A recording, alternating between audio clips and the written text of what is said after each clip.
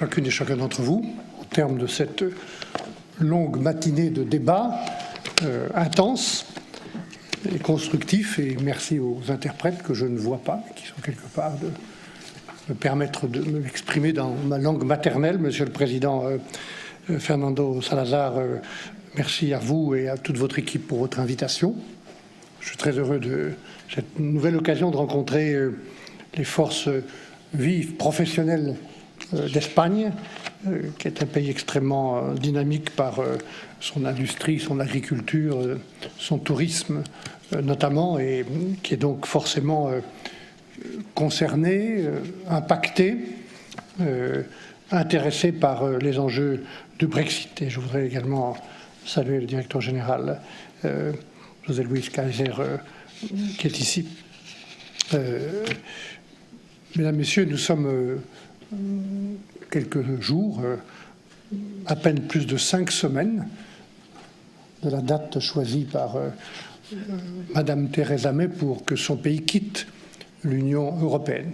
Et je rappelle que c'est bien elle qui a choisi cette date quand elle nous a envoyé en mars 2017 une lettre dans le cadre de la procédure de l'article 50 qui permet à un pays de quitter l'Union européenne, ce qui est d'ailleurs la preuve que personne n'est emprisonné dans l'Union européenne. On peut en sortir en prenant ses responsabilités et en assumant les conséquences. On peut sortir de l'Union européenne. C'est ce qu'a choisi démocratiquement et souverainement le Royaume-Uni. Nous respectons cette décision, nous la regrettons, je la regrette personnellement, et nous la mettons en œuvre conformément aux souhaits du Royaume-Uni, à ses lignes rouges et aussi à nos principes. C'est eux qui quittent l'Union européenne. Ce n'est pas nous qui quittons le Royaume-Uni. Et donc, nous tenons à ce que les principes sur lesquels nous sommes fondés soient respectés. Et donc, dans le processus de l'article 50, Theresa May, en nous écrivant pour enclencher, pour débuter ce processus au mois de mars 2017, a elle-même choisi la date du 30 mars comme date de sortie du Royaume-Uni des institutions européennes. Pendant 18 mois, comme négociateur de l'Union européenne, comme votre négociateur, j'ai beaucoup travaillé avec mon équipe pour ce traité qui est là. Je reconnais que ce n'est pas un document très lisible. 600 pages, c'est un traité qui apporte des réponses juridiques, comme dans tout traité, à une multitude de questions, de conséquences provoquées par le Brexit. Et ce que je peux bien vous dire, moi, comme négociateur de l'Union, c'est que les conséquences de ce Brexit ont été généralement et profondément sous-estimées, notamment au Royaume-Uni. Conséquences humaines, sociales, économiques, financières, juridiques, techniques. Et tout au long de cette longue négociation extraordinaire, mon rôle a été de défendre les intérêts de l'Union européenne. Je l'ai toujours fait calmement, sans aucune agressivité, sans aucun esprit de revanche, ni de punition. C'est même le contraire de mon état d'esprit, puisque je vous ai dit que je regrettais le Brexit. Je l'ai fait calmement et fermement. Mais évidemment, cette négociation, elle permet de comprendre, pour ceux qui veulent sortir et puis ceux qui sont encore dans l'Union, ce que ça veut dire d'être membre de l'Union, du marché unique, de l'Union douanière, et ce que ça veut dire quand on n'y est plus. Il y a forcément des différences.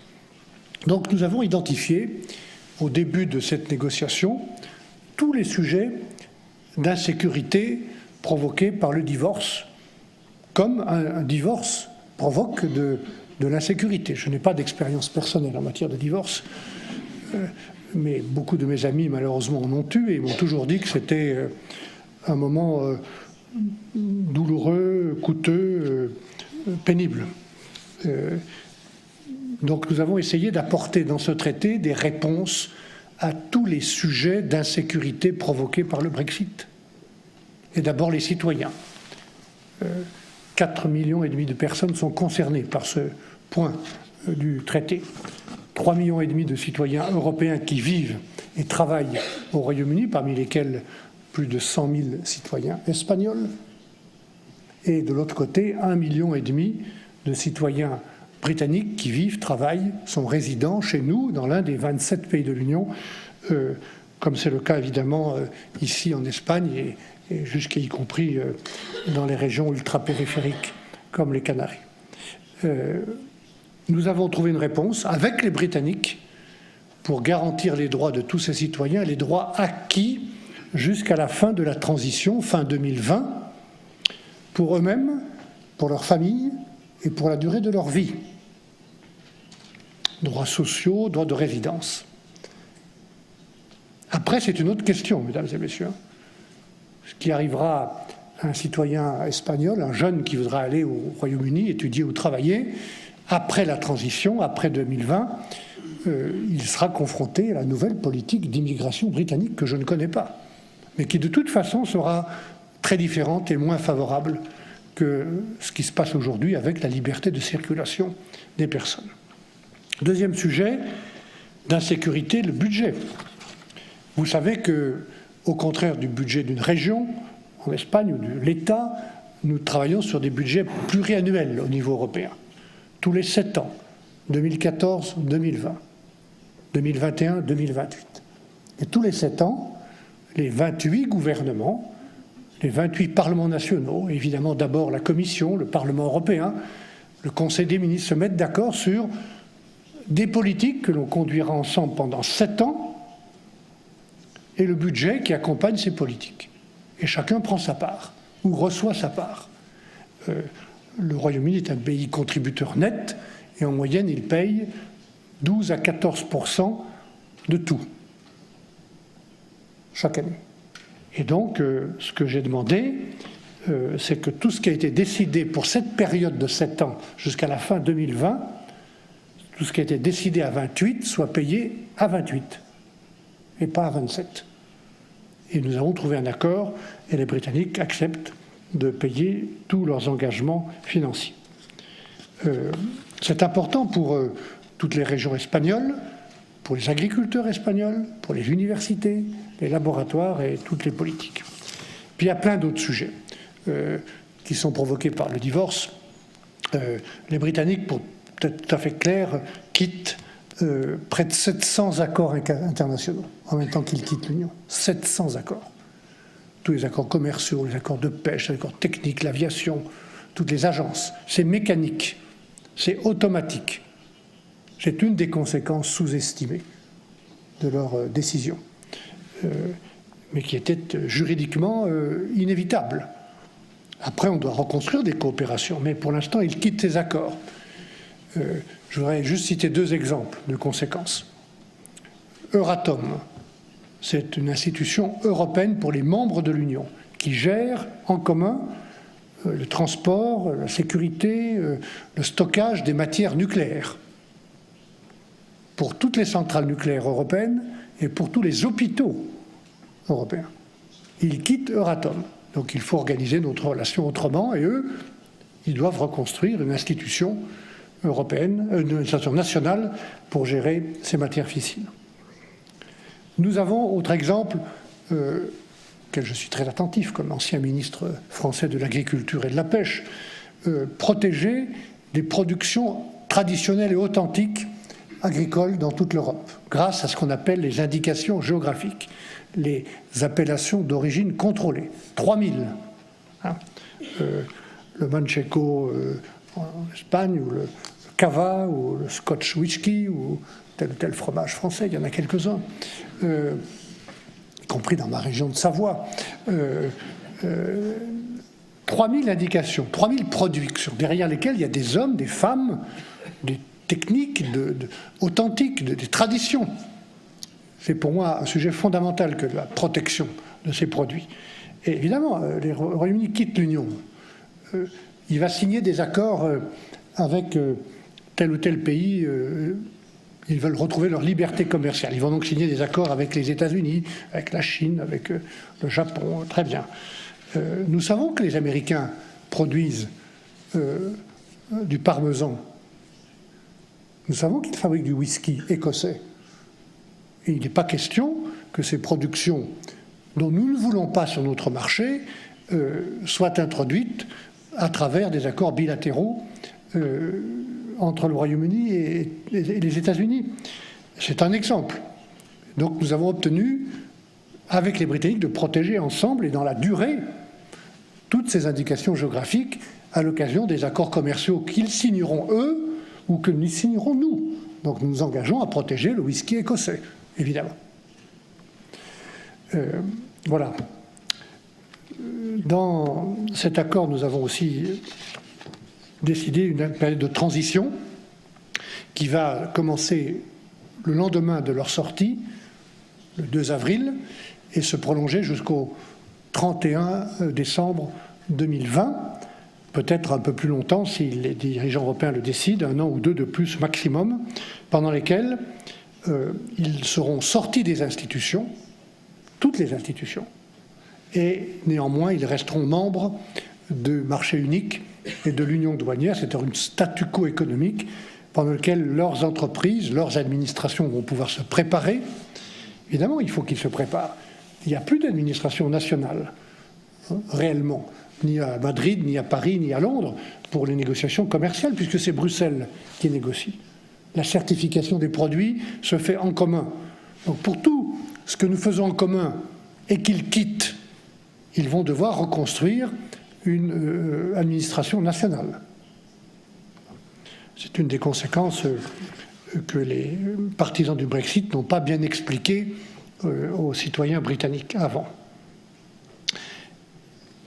Et donc cette période servira aussi pour les entreprises qui doivent se préparer de deux côtés, et puis elle va servir pour la négociation, qui de mon point de vue est la plus importante, la plus intéressante, au-delà du divorce, c'est la négociation pour l'avenir. Quelle relation on veut avec un grand pays comme le Royaume-Uni qui reste notre ami, notre voisin, notre partenaire et notre allié sur le plan de la sécurité.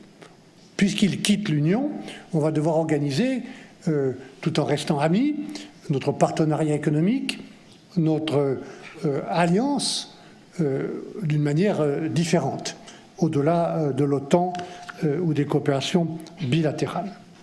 Voilà. Et puis il y a dans les sujets d'insécurité un sujet, je peux également dire ici à Madrid que nous avons un protocole spécifique concernant Gibraltar, un autre protocole spécifique concernant les bases militaires britanniques souveraines à Chypre, 2 bases militaires, et nous avons un sujet extrêmement sensible et grave qui est celui de l'Irlande, évidemment, sur lequel il y a aujourd'hui une impasse politique à Londres.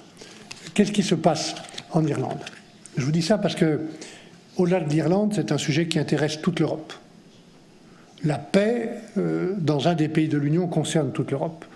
Et le marché unique concerne toute l'Europe et vous concerne. En Irlande, nous avons 2 pays sur la même île.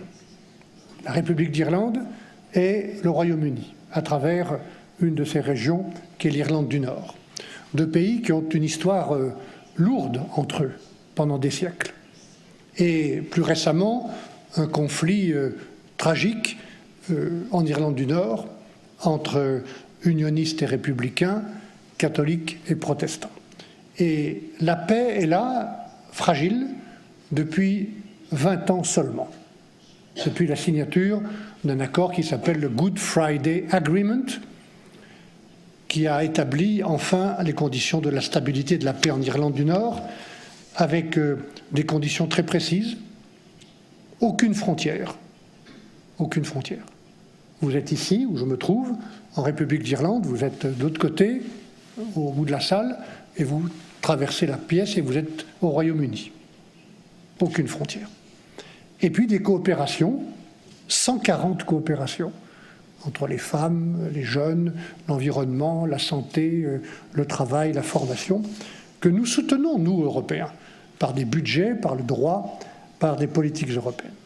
Ça, c'est les conditions de la paix. Et on ne peut pas prendre de risques avec la paix en Irlande. Et puis un deuxième problème provoqué par le Brexit. Et c'est bien le Brexit qui crée le problème en Irlande, rien d'autre. c'est le marché unique. Aujourd'hui, vous n'avez pas de frontière entre deux pays qui sont membres de l'Union européenne, du marché unique et de l'Union douanière. Mais le Royaume-Uni quitte, l'Irlande du Nord quitte. La limite du marché unique sera donc au milieu de l'île. Et mesdames et messieurs, beaucoup d'entre vous travaillent dans des entreprises, vous êtes tous consommateurs, ça vous concerne directement. Parce que tout produit qui, après le Brexit, rentre en Irlande du Nord, il rentre en Espagne, il rentre en Pologne, il rentre en Grèce, mécaniquement, puisqu'il n'y a pas de contrôle dans les pays, entre les pays de l'Union européenne, puisque tous les contrôles se font à l'extérieur, sur nos frontières extérieures, quand le produit rentre dans le marché unique. Ce qui veut dire, je répète, qu'un produit venant du Royaume-Uni, entrant en Irlande du Nord, entre en Espagne. Et nous avons un devoir vis-à-vis de vous, qui est de protéger les consommateurs, les budgets et les entreprises. Nous avons 3 types de contrôles à toutes les frontières extérieures de l'Union, ici en Espagne, au Portugal, en Pologne ou en Finlande, à l'extérieur, partout. Contrôle pour protéger les consommateurs, par exemple contre les maladies animales, contrôle des animaux vivants, contrôle sur les produits d'origine animale, les produits végétaux, contrôle sur la sécurité sanitaire, les standards, les normes de sécurité sanitaire et alimentaire. Deuxième type de contrôle pour protéger les budgets, contrôles fiscaux. Là, nous parlons de la TVA, nous parlons des droits de douane, ça concerne le budget espagnol et le budget européen. Et puis contrôle pour les entreprises, pour vérifier la régularité des produits importés sur les normes, les standards, ou pour lutter contre la contrefaçon. Voilà. Et c'est ça qui est en cause en Irlande. Et on ne peut pas, sur 500 km de frontières terrestres, ne pas être sûr qu'il y a des contrôles. Or, en Irlande, nous devons faire ces contrôles sans faire de frontières. Et donc, nous avons cherché des opinions et des solutions. Nous avons trouvé un accord dans le traité qui dit quoi? Avec les Britanniques, pas contre eux, avec eux, qui dit « Nous allons très vite, après le divorce, travailler pour la future relation. Peut-être que cette future relation permettra d'éviter une frontière dure. Ça dépend de l'ambition que nous donnons à cette future relation. Peut-être, si nous n'y arrivons pas, un accord spécifique.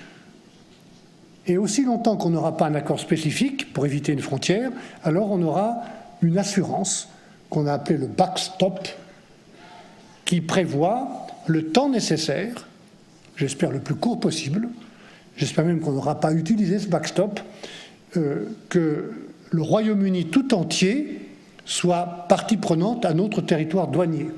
Et en plus, on a des contrôles réglementaires sur les produits qui sont en Irlande du Nord. Voilà. Ce n'est pas le premier backstop que j'avais proposé comme négociateur, j'avais proposé quelque chose de plus simple, qui était de mettre seulement l'Irlande du Nord dans notre territoire douanier. Mais certains Britanniques ont dit que nous voulions mettre du coup des contrôles ou des frontières à l'intérieur du Royaume-Uni, au milieu de la mer, entre l'Irlande du Nord et la Grande-Bretagne. Ce n'était pas notre intention, mais cette solution a été rejetée, et je suis parti d'une idée britannique concernant tout le Royaume-Uni, UK-wide solution, et nous avons donc trouvé cet accord conformément au souhait britannique d'intégrer le temps nécessaire tout le Royaume-Uni dans le territoire douanier. Nous ne souhaitons pas utiliser ce backstop, mais aussi longtemps qu'on n'aura pas d'autres solutions opérationnelles, nous en avons besoin, comme d'une assurance, comme vous avez une assurance dans votre appartement ou dans votre maison. Vous ne souhaitez pas l'utiliser, mais vous l'avez, au cas où. Et on parle beaucoup d'arrangements alternatifs. Nous avons évoqué cette idée dans le traité lui-même, mais pour l'instant c'est un concept, ce n'est pas une solution. Il n'y a pas de réponse opérationnelle pour éviter des contrôles comme ceux que je vous ai cités seulement par la technologie. j'ai été ministre de l'Agriculture de la France, je n'ai pas encore compris comment on pouvait contrôler un animal vivant, une vache, avec des drones ou avec simplement la technologie. On est obligé de faire ces contrôles pratiquement. Donc, ces arrangements alternatifs ne sont pas pour l'instant opérationnels, même si nous sommes prêts à y travailler. De la même manière, nous ne sommes pas d'accord pour mettre un terme à ce backstop ou pour que les Britanniques puissent en sortir unilatéralement, ce qui lui enlèverait toute crédibilité et tout contenu. Donc c'est la raison pour laquelle, je le dis calmement, nous avons dit aux Britanniques, dans l'impasse politique où ils se trouvent, que nous ne réouvririons pas le traité qui est là. Ce traité est le seul possible, le meilleur possible. Nous pouvons travailler, évidemment, pour confirmer ou clarifier un certain nombre d'engagements qui ont été pris de part et d'autre. Nous pouvons donner des éléments pour rassurer les Britanniques sur le fait que le backstop en Irlande, nous ne souhaitons pas l'utiliser, mais nous en avons besoin et nous sommes prêts à travailler à d'autres options le plus tôt possible. Mais ce traité ne sera pas réouvert. Et parce qu'il s'agit de la paix en Irlande et parce qu'il s'agit du marché intérieur avec lequel nous n'avons pas le droit de faire des compromis. Je le dis très tranquillement, le marché unique, mesdames et messieurs, c'est notre principal atout. C'est pourquoi le président des États-Unis, qui a des idées assez nouvelles sur l'Europe, ou le président chinois nous respecte, c'est précisément le marché unique. Et le marché unique, dans lequel vous travaillez, pour beaucoup d'entre vous, ce n'est pas seulement un supermarket, ce n'est pas seulement une zone de libre-échange. C'est un écosystème totalement intégré que nous avons construit depuis 45 ans, avec les Britanniques. Et Dieu sait s'ils ont eu de l'influence sur ce marché unique et sur les règles. Mais c'est un écosystème de normes, de standards pour les produits, de droits sociaux, de droits environnementaux, de droits des consommateurs, une certification commune, des protections communes, comme pour les trademarks à Alicante, ou les indications géographiques que j'ai évoquées, une supervision commune pour les services financiers. J'ai eu l'occasion, comme commissaire européen, de beaucoup accroître cette régulation et cette supervision. Et au-dessus, une juridiction commune, la Cour de justice européenne. C'est ça le marché unique. Vous ne pouvez pas être un pied dedans, un pied dehors. Vous ne pouvez pas avoir les avantages sans respecter les disciplines et les règles, comme tout le monde. C'est ça le marché unique. Voilà. Donc nous sommes là, dans un moment extrêmement difficile, avec un accord qui est équilibré, précis, raisonnable, qui tient compte dans beaucoup de domaines des positions et des demandes britanniques. Et maintenant, c'est le moment pour chacun de prendre ses responsabilités.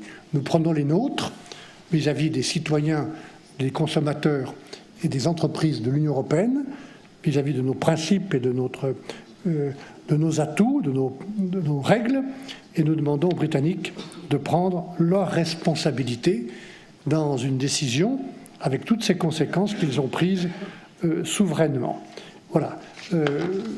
Mesdames, Messieurs, le plus important, au-delà du Brexit, ce n'est pas le divorce, c'est quelle relation nous voulons avec le Royaume-Uni et quelle relation le Royaume-Uni veut avec nous. Et donc nous sommes impatients de débuter cette négociation le plus vite possible, après qu'on ait réglé la question du divorce. Et donc après la ratification, puisque d'une point de vue juridique, on ne peut pas commencer une négociation avec un pays membre de l'Union sur la relation future. On est obligé d'attendre qu'il soit sorti. Il faut qu'il soit un pays tiers pour débuter une telle négociation. Mais nous l'avons préparé. Nous l'avons préparé dans un deuxième document qui est public, à côté de ce traité, qui est un document plus lisible, de 26 pages seulement, qui décrit précisément tous les points d'accord que nous avons trouvés avec les Britanniques pour la future relation. Et c'est une négociation qui va durer 2 ans, peut-être 3, peut-être 4 ans, qui va être conduite dans une dizaine de tables différentes sur beaucoup de sujets qui intéressent notre futur partenariat. Et nous avons encore une fois l'impatience de commencer le plus vite possible cette négociation, qui va porter sur l'économie, je vais y revenir dans un instant, sur des coopérations sectorielles, sur la sécurité intérieure, la coopération policière et judiciaire, et sur la politique étrangère, la défense, la sécurité extérieure.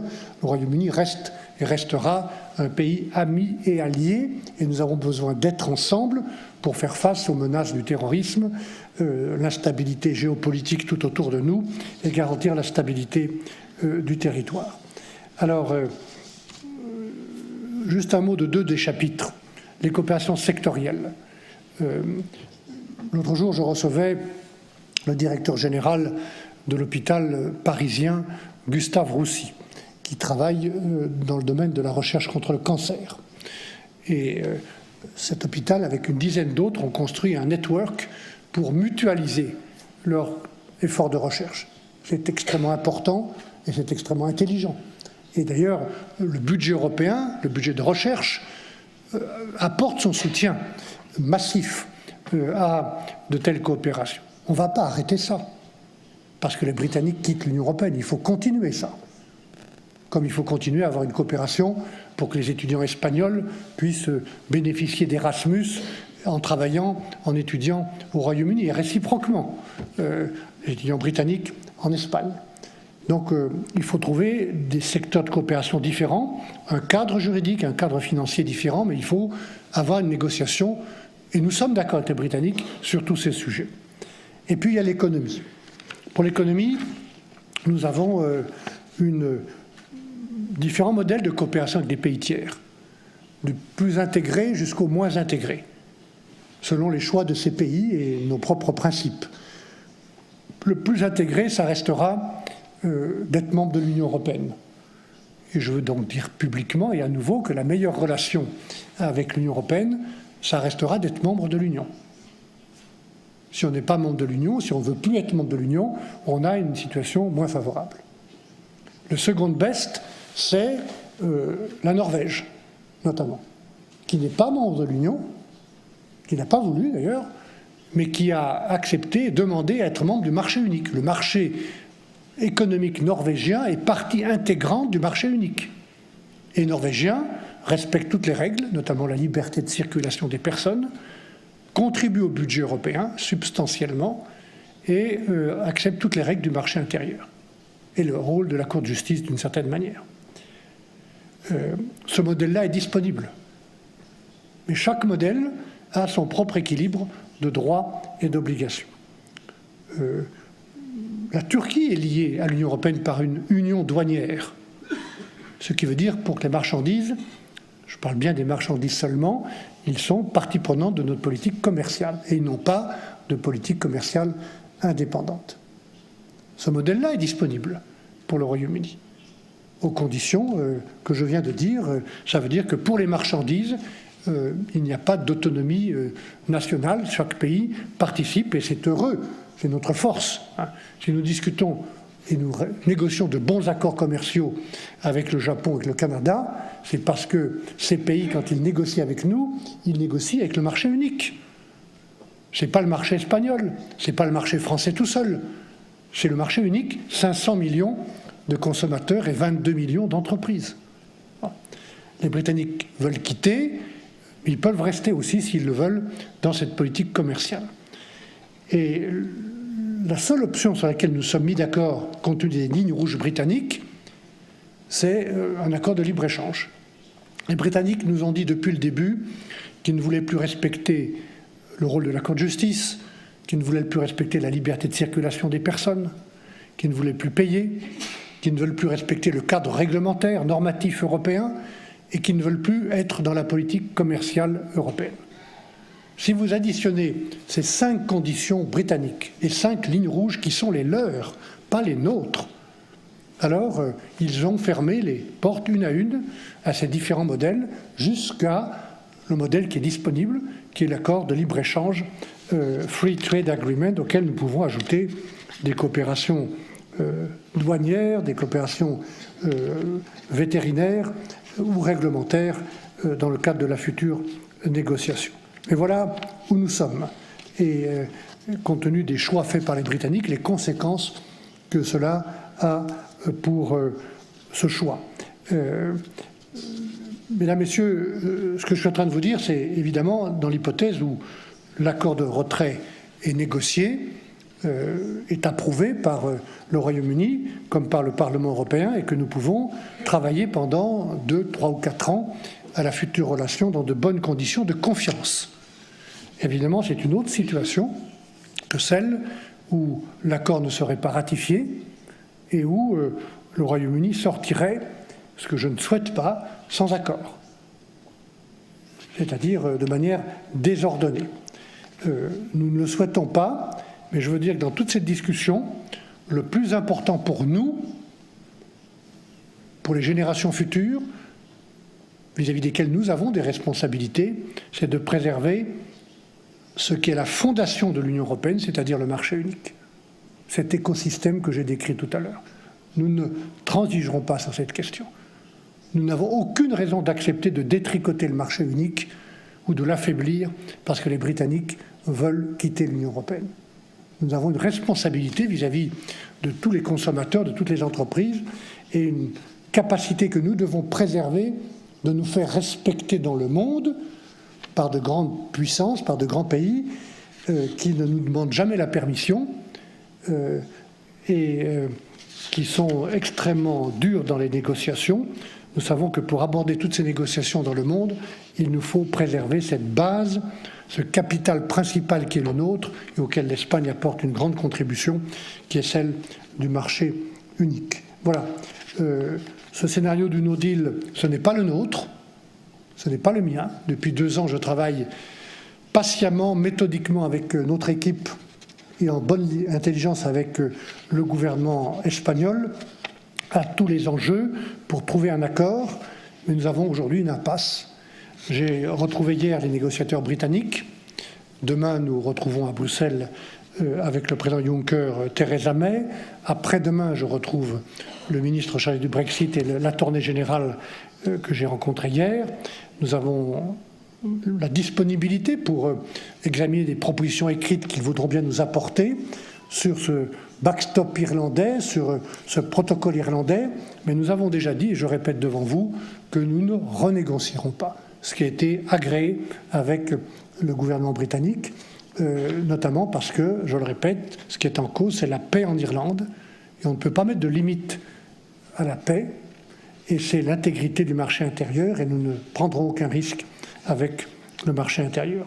Si tout cela est bien compris, nous pouvons travailler à de nouvelles et plus claires garanties, à des clarifications. Nous pouvons travailler pour améliorer le projet de déclaration future pour la future relation avec le Royaume-Uni, être plus ambitieux. Je vous ai dit les différents modèles qui sont disponibles. Nous sommes prêts à faire ce travail, mais le temps presse, le temps est court, et ce temps doit être celui où chacun prend ses responsabilités comme nous avons pris les nôtres. Ce qui m'a conduit à dire naturellement que, compte tenu de la situation grave dans laquelle nous sommes, de mon point de vue inattendu, par rapport au travail que nous avons fait avec le gouvernement britannique, nous devons être prêts à toutes les hypothèses et à toutes les options, y inclus celles que nous ne souhaitons pas d'un no deal, c'est-à-dire d'une sortie sans accord du Royaume-Uni le 30 mars, ce qui aurait beaucoup de conséquences extrêmement graves au Royaume-Uni et des conséquences aussi chez nous.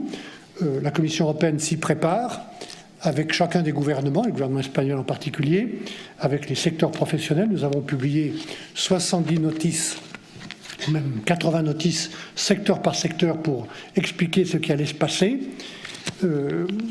Et je recommande d'intensifier dans chaque secteur, dans chaque entreprise, en fonction de l'exposition de l'entreprise au marché britannique, d'intensifier cette préparation, et nous sommes prêts à répondre à toutes les questions qui nous seront posées. Nous répondons à toutes les questions.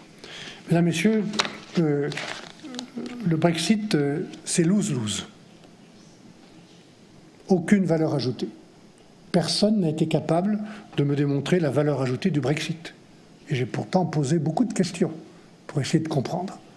notamment à l'un des promoteurs du Brexit, M. Farage, qui est venu me voir il y a quelques mois dans mon bureau. Ça a été un entretien très stimulant. Et à la fin de cet entretien, je lui ai dit, M. Farage, est-ce que je peux vous poser une question? Est-ce que vous pouvez me dire comment vous voyez-vous après le Brexit? Vous avez gagné, vous avez fait campagne, on est en train d'élaborer le traité de sortie. Comment vous imaginez la future relation entre l'Union européenne et votre pays? Et sa réponse a été très claire et devant une dizaine de personnes. Monsieur Barnier, after the Brexit, the EU will no longer exist. Voilà. Ces gens, en tout cas lui, quelques autres, qui ont les mêmes idées, veulent nous détruire. C'est le cas aussi d'un certain nombre de gens à l'extérieur de l'Europe. C'est le cas à l'intérieur de l'Europe. Nous ne sommes pas obligés de leur donner ce point. Mais nous devons être bien conscients de la gravité de la situation dans laquelle nous sommes. Je le dis notamment à l'occasion du grand débat sur les élections européennes qui va commencer dans toute l'Europe, et où on va entendre un certain nombre d'idées de cette nature. Un peu moins aujourd'hui, peut-être qu'il y a 2 ans, parce que tout le monde voit ce que ça donne, la difficulté, des conséquences. Mais tout de même, mesdames, messieurs, ce que nous ne ferons pas pour l'Union européenne, personne ne viendra le faire à notre place. Où nous croyons que nous avons un intérêt à être ensemble, sur le plan politique, sur le plan économique, sur le plan commercial, sur le plan aussi de notre modèle social et culturel, de l'économie sociale de marché, qui a été la fondation du projet européen et dont d'ailleurs on s'est écarté pendant un certain nombre d'années au profit d'un excès de libéralisme, de mon point de vue, l'ultralibéralisme, l'excès de dérégulation qui a aggravé en Espagne comme partout les conséquences de la crise financière, et ce qui nous a obligés à reconstruire une régulation comme le G20 l'avait demandé. Ou bien nous considérons que c'est notre intérêt de rester ensemble. Parce que, encore une fois, ni la Chine, ni la Russie, ni les États-Unis, qui sont déjà à la table des grandes puissances du monde, et qui n'ont besoin de personne pour être à la table, puisque leur population, leurs ressources naturelles, leur économie, leur territoire, leur permet, seuls, sans demander la permission, d'être à la table. Nous, aucun pays européen, fût-il le plus important, l'Allemagne, jusqu'au plus petit, aucun pays européen n'a la capacité d'être dans la durée, tout seul à la table de ceux qui dirigent l'ordre ou qui organisent le désordre du monde. Si nous voulons être à cette table, il n'y a qu'une seule solution, c'est d'être européen en plus d'être espagnol. Je n'ai pas dit à la place, j'ai dit en plus, d'être européen en plus d'être français, d'être évidemment patriote, fier de ses racines, de sa langue, de ses langues, et en même temps passionnément européen. C'est une question vitale, parce que dans le cas contraire, ce qui nous attend, si nous choisissions d'être seuls, chacun pour soi, chacun chez soi, c'est de devenir inexorablement et définitivement sous-traitant ou sous influence de la Chine et des États-Unis. Moi, je ne me suis pas engagé en politique, puisque je suis un homme politique, comme vous-même, vous n'êtes pas citoyen ou entrepreneur pour être sous influence. Vous voulez garder votre autonomie, c'est notre choix d'être acteur de notre propre avenir, plutôt que d'être spectateur et de subir les décisions prises par les autres. Si nous voulons être acteurs, retenez au moins ça de mon message, et c'est aussi un message dans le contexte du Brexit, puisque le Royaume-Uni a décidé, c'est son choix d'être solitaire, plutôt que de rester solidaire. Si nous voulons être acteurs, nous, Espagnols, nous, Français, nous, Portugais, il faut être européens, il faut être ensemble, il faut être à la table. Voilà, c'est ça aussi qui est en cause dans le contexte du Brexit. Merci de votre attention.